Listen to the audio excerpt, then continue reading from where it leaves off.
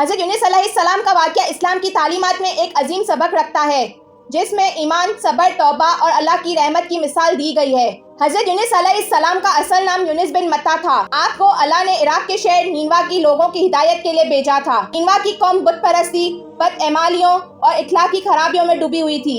حضرت یونس علیہ السلام نے برسوں تک اپنی قوم کو اللہ کا پیغام دیا اور انہیں حق کی طرف بلاتے رہے، لیکن ان کی قوم نے آپ کی بات کو سنجیدگی سے نہ لیا اور مسلسل انکار کرتی رہی۔ حضرت یونس علیہ السلام کی قوم کا رویہ اتنا سرکش اور نافرمان تھا کہ نہ تو ایمان لاتے اور نہ ہی حضرت یونس کو کوئی اہمیت دیتے۔ حضرت یونس علیہ السلام کو جب اپنی قوم کی مسلسل نافرمانی اور انکار سے بہت مایوسی ہوئی تو انہوں نے اللہ کے حکم کا انتظار کیے بغیر اپنی قوم کو چھوڑنے کا فیصلہ کیا۔ یہ نبیوں کے طریقے کے خلاف تھا، کیونکہ نبی اپنے مشن میں اللہ کے حکم کا انتظار کرتے ہیں۔ حضرت یونس علیہ السلام سمندر کی طرف نکل گئے اور ایک کشتی میں سوار ہو گئے۔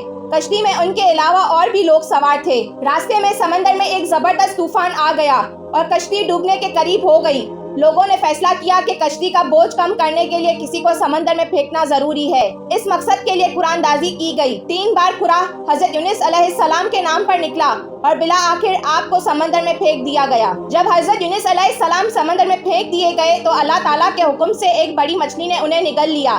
حضرت یونس علیہ السلام اس وقت مچھلی کے پیٹ میں تھے اور یہ ایک نہایت اندھیری، تنگ اور گھٹن والی جگہ تھی۔ اس گھٹن اور اندھیرے میں حضرت یونس علیہ السلام کو اپنی غلطی کا احساس ہوا کہ وہ اللہ کے حکم کے بغیر اپنی قوم کو چھوڑ کر چلے آئے تھے۔ انہوں نے اللہ سے معافی مانگی اور عاجزی کے ساتھ اللہ کی طرف رجوع کیا۔ حضرت یونس علیہ السلام نے اللہ کی بارگاہ میں یہ دعا کی، اور زوال نون کو یاد کرو جب وہ اپنی قوم سے ناراض ہو کر غصے کی حالت میں چل دیے اور خیال کیا کہ ہم ان پر قابو نہیں پا سکیں گے۔ آخر اندھیرے میں خدا کو پکارنے لگے کہ تیرے سوا کوئی معبود نہیں، تو پاک ہے اور بے شک میں قصوروار ہوں۔